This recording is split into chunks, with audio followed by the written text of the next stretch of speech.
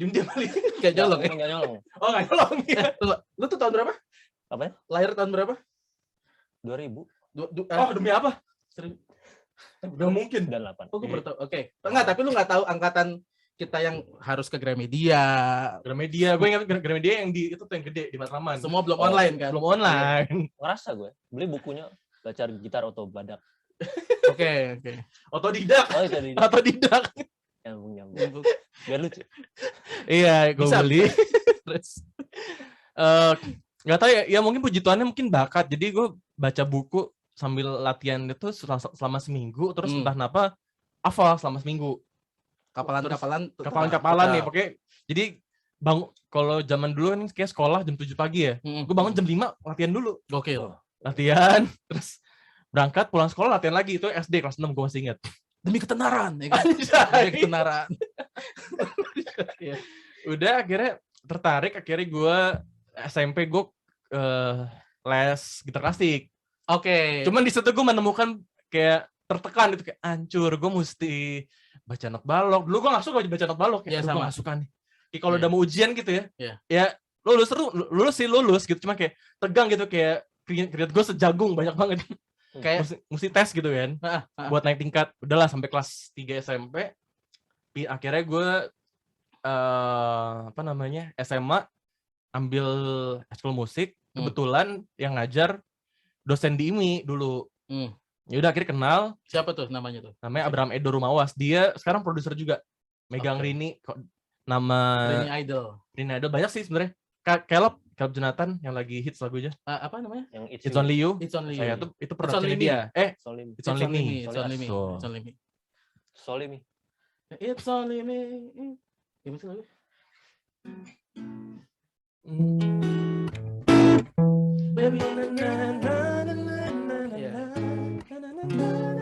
Nah, terus itulah akhirnya SMA itu gue kebetulan ikutan lomba dari Yamaha yang ternyata itu lombanya serius, men.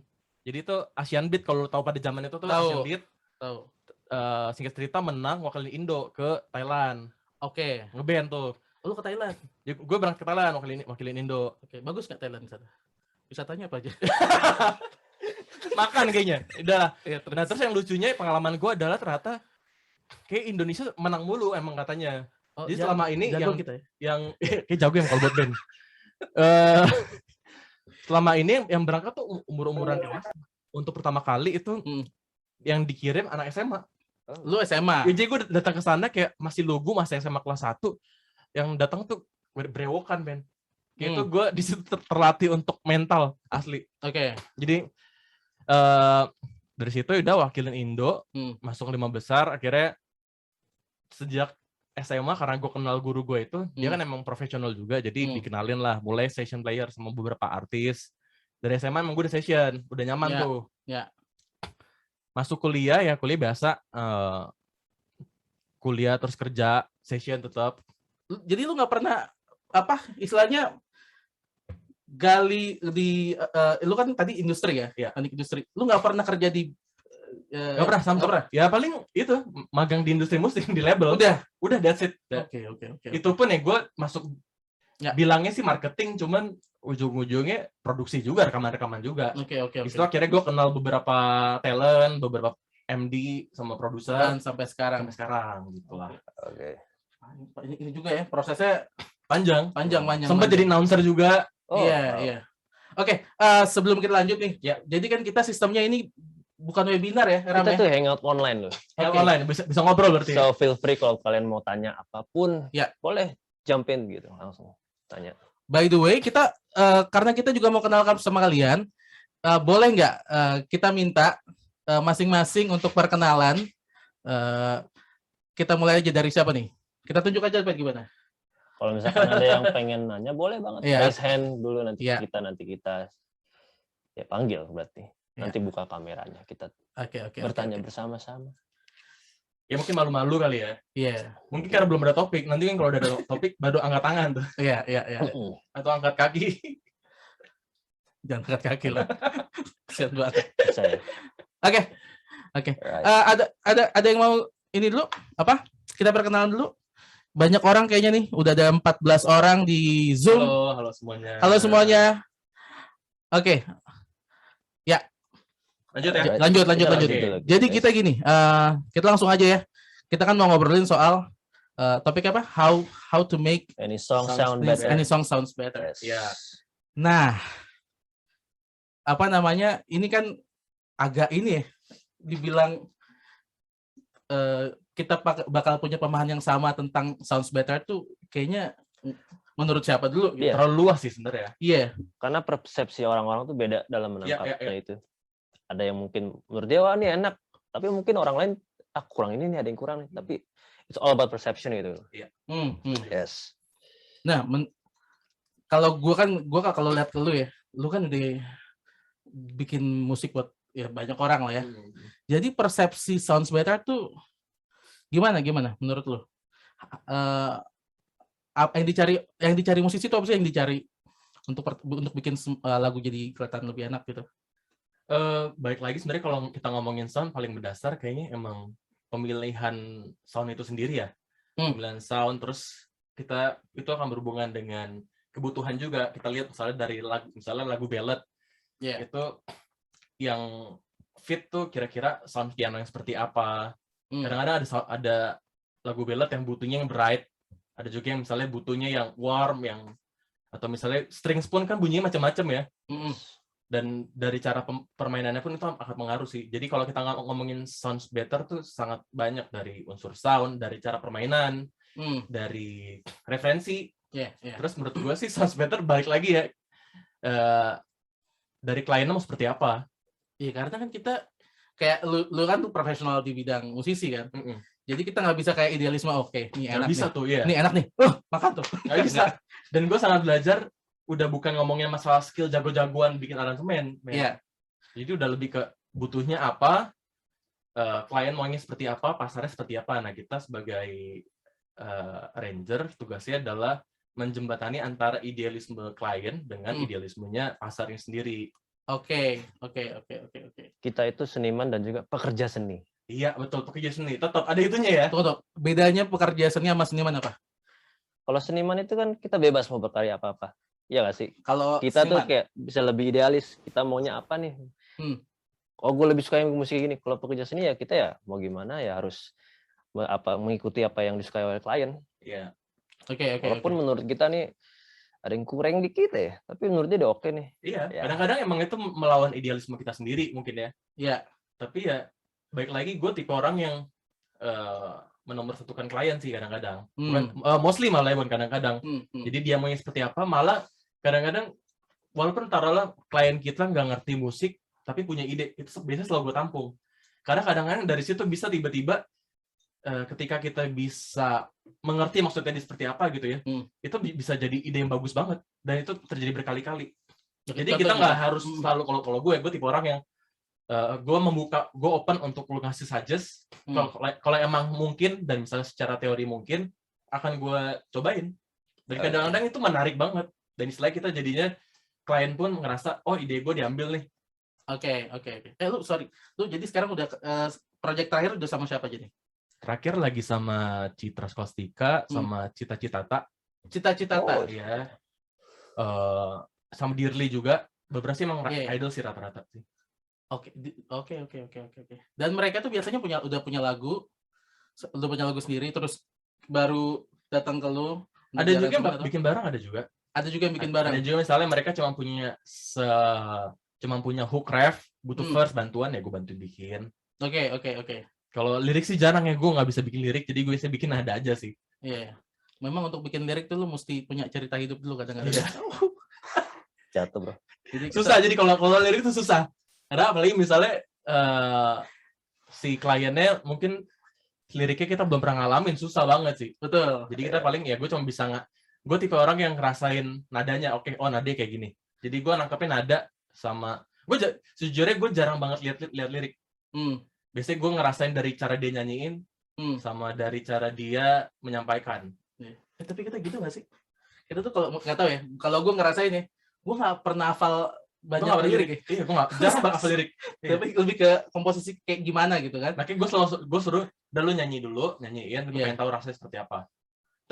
Misalnya taruhlah gue nggak menyimak, ntar gue akan menyimpulkan sendiri ini lagunya tentang patah hati ya. Oh iya benar.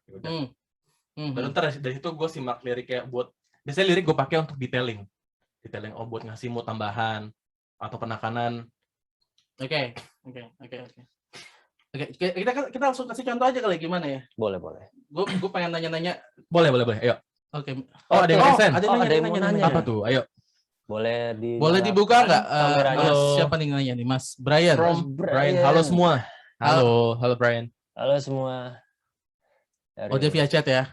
Oh, via chat. Oke. Via chat. Iya. Oke. Kalau mau nanya boleh ya?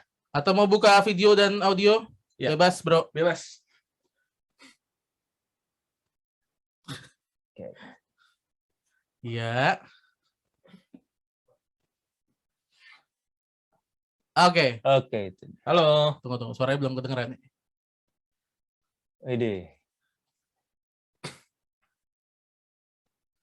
Oke. Yap. Gimana nih?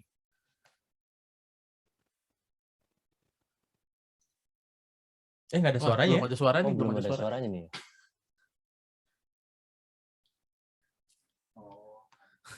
Apa? Lanjut aja dulu. Oh, meresapi perbincangan. Oke. Berarti dia masih meresapi. Oke, berarti sekarang lanjut ke contoh tadi ya. Boleh.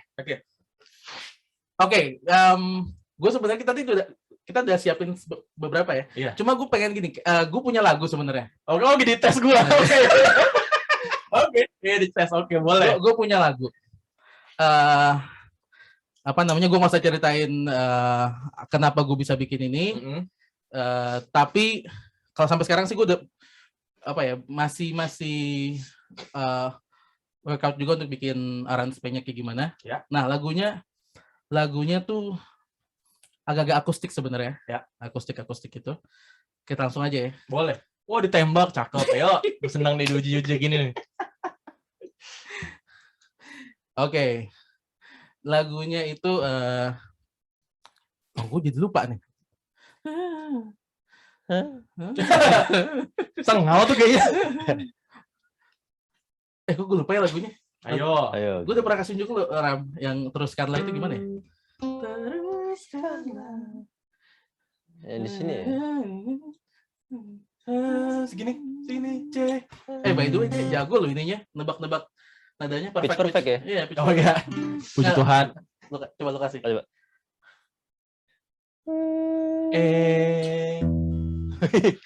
Boleh.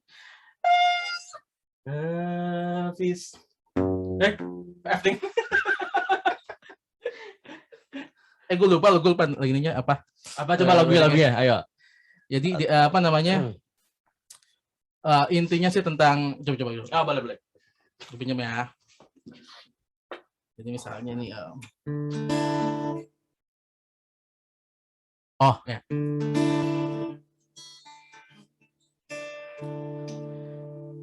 Hanya kok gue lupa sih? Tetot. Iya, tetot. Oke. Hanya langkah kecil yang ku punya, mungkin tak berarti apa-apa, tak bisa berlari mengejar apa yang ku ingini. Sanubari terus memanggil,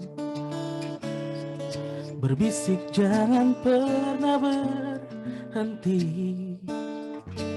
Di depan sana akan ada jawabannya pasti. Teruskanlah. Aku lupa lagi. Teruskanlah.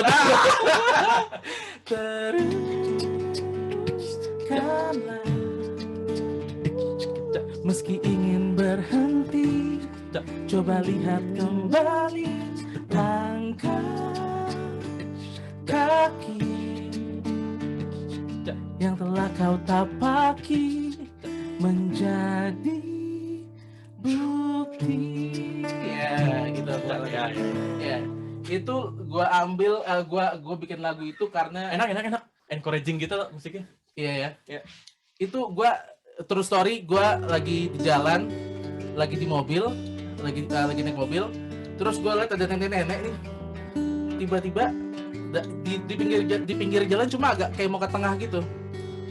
Pas gue lihat, kok kayak ada sesuatu nih. Gue berhenti, gue melipir, gue tanya tuh nenek, ternyata dia naik angkot tapi dia turunnya udah jauhan. Ya udah gue tolongin, gue anterin lagi lah istilahnya nenek itu. Berangkat dari situ gue kayak tiba-tiba pas abis nganterin, dia udah, gue tanya-tanya kan dia udah umur sekitar 80 tahun, men. 80 tahun, terus dia udah nyasar, udah nggak tahu, dia nggak tahu lagi, duit juga nggak tahu udah seberapa, udah nggak ada, dan dia memutusin untuk jalan. Dia pokoknya dia kayak mau jalan ke arah yang seharusnya gitu, dia balik lagi gitu.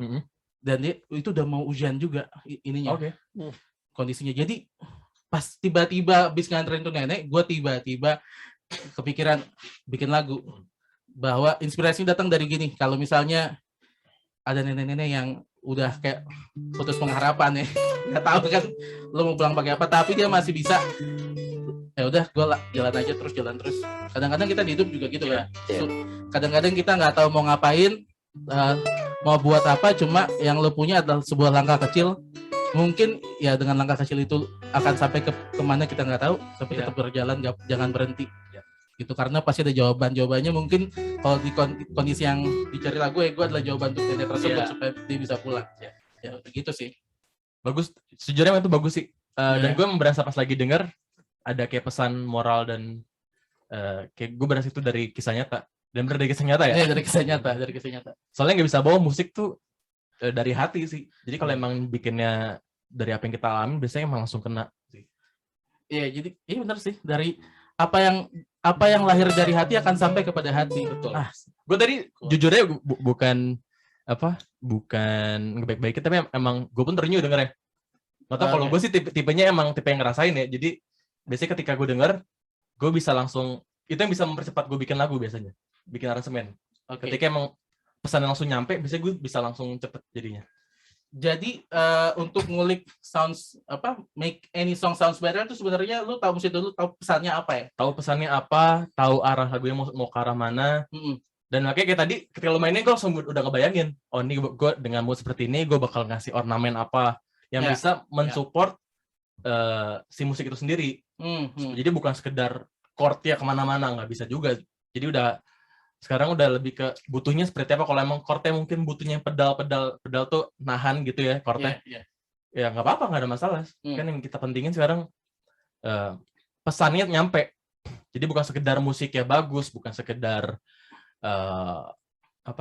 liriknya bagus. Jadi keduanya harus saling menjembatani untuk jadi sebuah musik yang pas gitu lah. Oke. Dari gua. Itu terkadang gue juga pengen nanya nih sama lu, Van.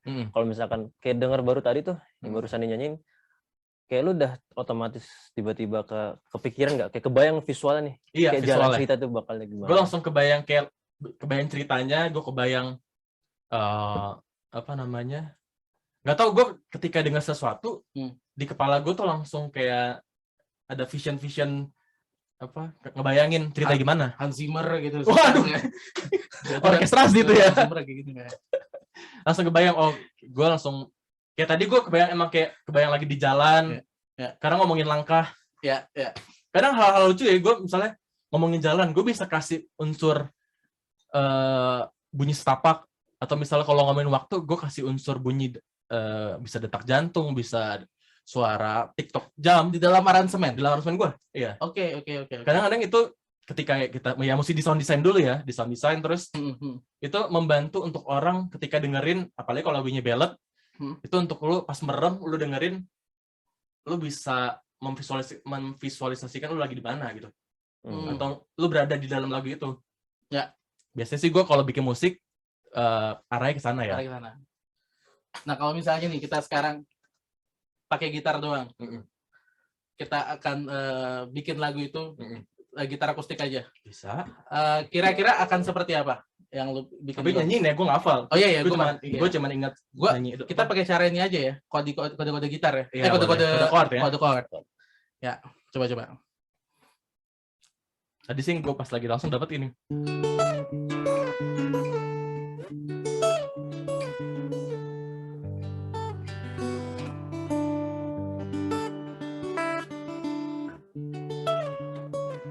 Asik sih.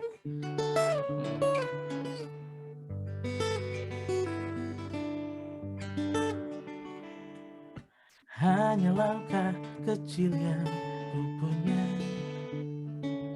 mungkin tak berarti apa-apa, tak bisa berlari mengejar apa yang ku ingin. Sanubari terus memanggil, berbisik jangan pernah berhenti. Di depan sana akan ada jawabannya pasti. Terus kalah, meski ingin berhenti, coba lihat kembali langkah kaki yang telah kau tapaki menjadi bukti.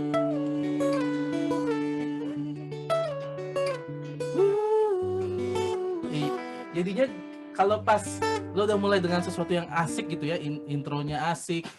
Tadi gue juga perasaan nyanyi tuh langsung kayak ngebayangin. Iya, ngebayangin. Gue bisa gitu sih. Iya. Gue langsung inget dia yang tadi di mobil ada nenek-nenek itu lah nyampe. Iya, gue ngebayangin tuh. Jadi pas lagi gue dengerin, sejujurnya gue gak menyimak lirik loh. Iya, gue juga pasti gitu sih. Gue gak menyimak lirik, gue cuman tahu oh ini pesannya kayak ke arah motivasi yang pesan yang baik gitu. Nah tadi tuh lo mulai dengan apa tadi tuh yang apa? Apa tadi? Magis banget. Intinya sih main slide sih ini. Jadi emang kadang-kadang emang tetap sih kita tetap mesti ketika kalian aransemen, tipsnya menurut gue tetap harus ngulikin teori, ngulikin teknik. Nggak perlu teknik yang bla bla bla bla bla, nggak usah yang ribet-ribet. Tapi at least teknik-teknik yang mungkin yang bakal dipakai ketika kalian aransemen. Karena emang ujung-ujungnya untuk pemanis aja kan. Kayak ini misalnya gue pakai extension pakai 9, 7, terus 6. Ini 9 kan D9, D minor 7, D at 6. Terus inversi dong gue.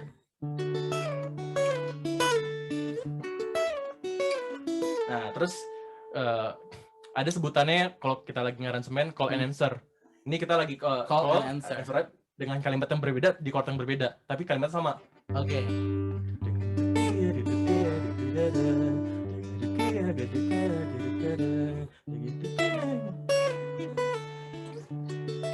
Karena hal kayak gini yang bikin musik tuh orang bisa hafal. Jadi kayak tetap ada patternnya, jadi kita nggak terlalu bebas juga. Jadi kayak istilahnya ngebentuk identitas lagunya itu ya. Betul, iya. Karena kan gak cuma lirik yang istilahnya punya rima ABAB, musik pun kan ada rimanya sebenarnya.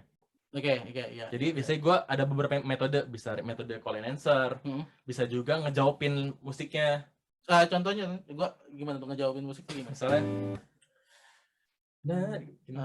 hanya langkah kecil yang ku punya. Ornamen. Oke, jadi kayak sautannya. Nah, itu biasanya gue akan lakukan, kan lagu biasanya intro, first ref kan. First 2-nya gue akan kayak gitu. Misalnya pen. Oke. Gue ngejawabin aja ornamentasi. Iya. Dan tipsnya lagi adalah kalau kita bikin ornamentasi sebisa mungkin yang emang catchy, balik lagi bukan sekedar keren-kerenan tapi yang sesuai dengan kebutuhannya. Jadi kalau bisa sampai orang ketika denger, gue tahu part itu bakal ada itu. Walaupun itu mungkin cipratan kecil atau bahkan cuman sekedar bikin orang harus tahu. Oke. Kayak semacam gimmick ya. Gimmick. Jadi setiap ornamen musik yang kita bikin gak sekedar, kadang-kadang jujurnya ya gue pun pernah mengalami di mana awal-awal nggak detail yang sekedar cuman gue copy, beat pun gue copy, saya di loop saja gitu kan gampang kan. Betul. Kadang orang nggak notice. Iya. Cuman ketika semakin kesini kita akan bahkan detail even sampai gimana ketika bikin beat kita naruh kick-nya di mana, harus snare di mana, atau misalnya gitar petikannya mungkin ada perubahan di verse kedua bisa aja. Ya. Jadi apa namanya? Kalau dari yang tadi gue tangkap ya, berarti nomor satu yang lu mesti tekenin adalah pesannya apa dulu? Ya, ketika mau buat lagu Sounds Better tuh pesan ya. Iya. Malah justru bukan teknis. Teknis. Yang kedua bikin kalau ada intro pun bukan intro ya, lebih ke bikin pattern-patternnya yang bisa bikin identitas lagunya. Iya. Yang ketiga tadi itu lo bilang apa namanya? Kasih ornamentasi yang ya tetap catchy. Dan pemilihan sound sih. Pemilihan sound iya. Kayak sound kayak gini apa? Ya sebenarnya balik lagi soundnya tuh balik ke selera. Betul. Gue kalau kayak gini gue ngebayanginnya pianonya bakal piano yang dark ya, yang di belakang bukan piano yang depan karena kebetulan kan gitarnya sebagai dominan. Jadi frekuensinya nggak ganggu. Tapi ada juga yang mungkin orang demen dengan piano berat bisa dia akal-akalin. Oke. Berarti emang kalau How to Make Any Song Better tuh emang terutama ya di komunikasinya dalam lagunya itu terutama yang paling penting ya pesannya itu ya. Iya betul. Pesannya apa?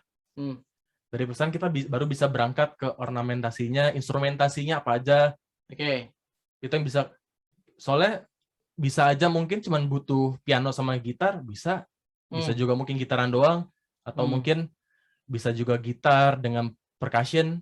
Jadi banyak ornamennya. Kemungkinannya banyak banget. Tinggal balik lagi si kliennya pengennya tuh seperti apa arahnya. Kan tetap kita tanyakan, lu pengen bikin lagu yang seperti gimana? Itu kalau misalnya berhubungan sama klien. Yes. Itu kalau mau ngomong sama klien. I see. Sampai sini ada pertanyaan kah buat teman-teman yang mau discuss bareng kita? Kita tungguin. Boleh loh. Asik banget sih, tadi asik banget sih. Thank you. Iya. Apa ntar kita rekamin aja ya? Boleh. Gue kayak sembari menyelam ya. Jadi gue udah kenal Evan lama banget dan tiap gue kayak diiringin dia ya, main gitar atau dia juga bisa piano jago banget. Oh nggak jago, nggak. Chord ajaib pokoknya. Gue selalu nyaman. Kalau menurut gue tuh kayak rasa nyaman juga penting banget ya bro. Ketika kita bikin lagu, misalnya gue sebagai klien ya. Iya, ini juga poin penting sih. Benar. Gimana caranya kita sebagai arranger, sebagai produser, music producer bisa bikin klien kita itu nyaman. Dari investornya, dari yang nyanyi, dari semua timnya, gimana caranya kita bisa mengkomunikasikan supaya lagu ini jadi hubungannya pun juga baik gitu. Dan cara nyampein baik. Kadang-kadang ada juga yang arranger yang mungkin tipenya apa namanya? Jadi gue yang paling bagus nih gue nih. Iya, ada juga yang gitu. Idealis banget. Iya. Benar. Jadi kadang-kadang juga klien ada klien yang terima pokoknya selalu bebas. Ada juga klien yang tahu maunya apa, dia pengen at least maunya dia itu tersampaikan. Walaupun mungkin nggak 100% seperti maunya dia, tapi ada sesuatu dari unsur yang dia mau bisa kita kasih di situ. Ada juga klien nomor 3, apa? Yang nggak tahu apa yang dia mau, pas kita bikin dia baru tahu apa yang dia mau. Jadi juga gitu. Jadi revisi. Tapi jujur itu banyak juga sih. Nyindir ya? Jujur itu banyak. Tapi itu emang rata-rata begitu nggak sih? Iya. Biasanya mungkin yang pendatang baru atau misalnya mungkin orang tua yang saya nggak tahu sih, pokoknya lagu seperti ini. Nah itu tugasnya kita gimana caranya kita baca liriknya, dengar nadanya, oh ini kira-kira cocoknya kemana gitu. Iya. Kalau ngomongin cocok kemana sih, udah akan baliknya ke seberapa banyak kita dengar referensi sama pengalaman, itu akan membuat kita tahu nentuin ini cocoknya kemana ya. Dan mendengarkan juga karakter si vokal ya. Yang mungkin kan misalnya karakter vokalnya halus, kita hajarnya pakai rock gitu kan, kasihan. Iya, kasihan. Iya. Oke, guys, ini kan kita hangout online nih guys. Jadi kalau mau ada yang nanya tuh boleh banget loh. Boleh. Raise hand tangan kalian gini. Ya gini kalau raise hand. Nyalain kameranya, kita tanya bersama-sama. Kita ngobrol yuk bersama-sama. Kalau misalkan kalian ada yang mau dibahas gitu apa. Kita sharing-sharing, kita belajar satu sama lain. Biar dapat ininya. Kali ada yang butuh Mungkin mau curhat gitu boleh. butuh masukan gitu ya. Yes, advice. Atau lu punya lagu? Bisa langsung kontak gue di Instagram. Wah, Iya. Kan dia kata dia lu langsung gue nyelam juga tuh. gas langsung. Atau misalnya lu mau langsung nyalain kamera, audio buka, lu gitar-gitaran, kita coba Bisa, bedah di bisa sini. banget. Udah, Iya, udah. kita coba langsung. Bisa live di sini dibantu. ya. Bisa dibanting. Oh. Berat, Bro.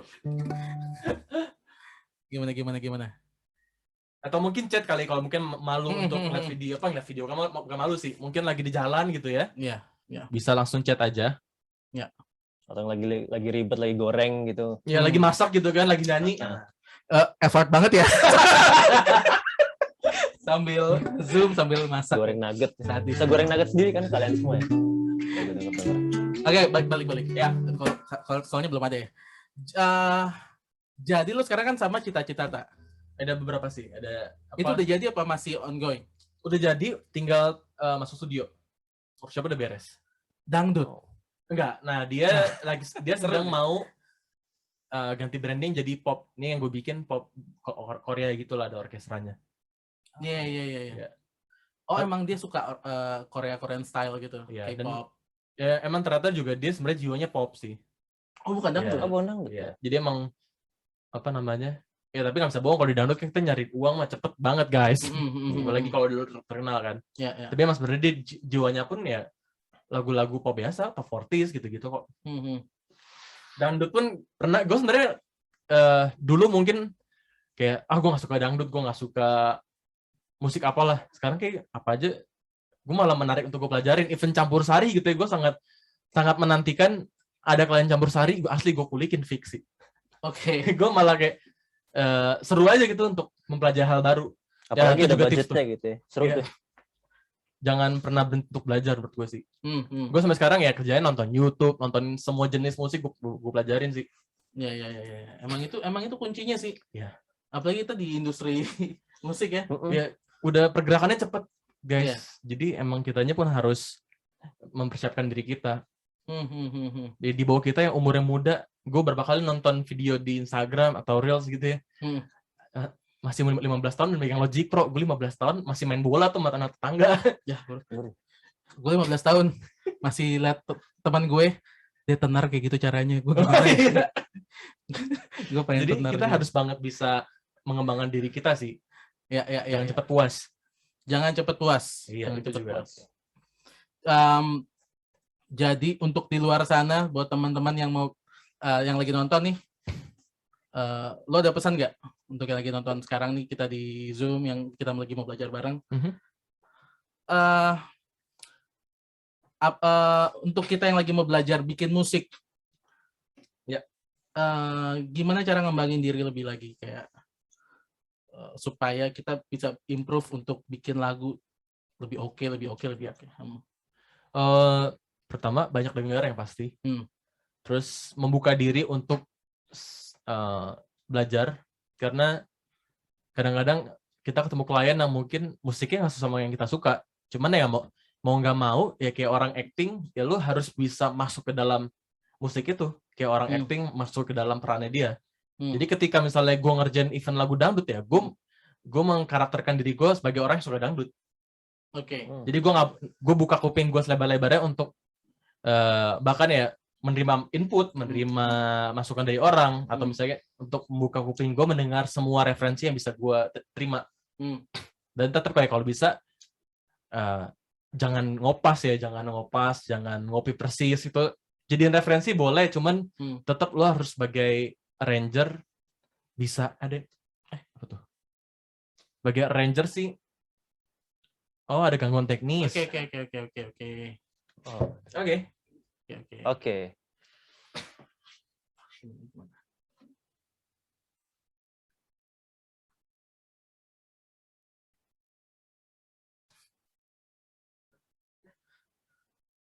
Aman Ya. Oke. Tenis. Biasa, nggak apa kalau online biasanya masuk ke error kayaknya. Betul. Nggak masalah. Tadi sampai mana? Intinya kita harus membuka diri dan membuka telinga kita selebar-lebarnya untuk dengerin masukan, dengerin referensi yang mungkin kita nggak suka, cuman ya gimana caranya kita bisa masuk ke dalam genre itu supaya kita bisa bikin sesuatu yang baru dengan caranya kita. Jangan sampai kita ngopas, jangan sampai kita niru, tuh enggak banget sih, ya. Ya. Bisa sih. Oke. Oke.